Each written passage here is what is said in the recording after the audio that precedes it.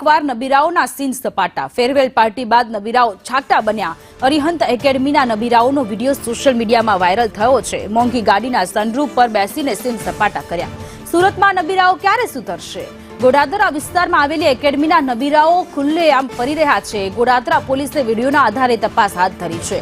થોડા દિવસ પહેલા 30 કાર સાથે ફાઉન્ટેન હેડ સ્કૂલના નબીરાઓએ સીન સપાટા કર્યા હતા। નબીરાઓ છાકટા બન્યા હતા। 30 કારના કાફલા સાથે નબીરાઓએ રોલા પાડ્યા હતા।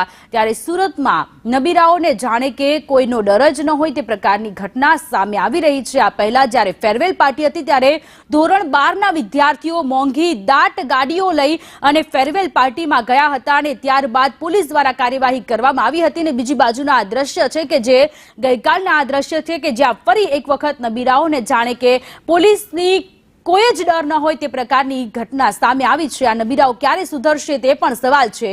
પાલ વિસ્તારમાં 30 જેટલી લક્ઝરિયસ ગાડીઓ રોલા પાડતી ઝડપાઈ છે। હજુ એ મામલો શાંત પડ્યો નથી ત્યાં બીજી એક વખત કેટલાક નબીરાઓ સ્ટન્ટ કરતા અત્યારે દેખાઈ રહ્યા છે।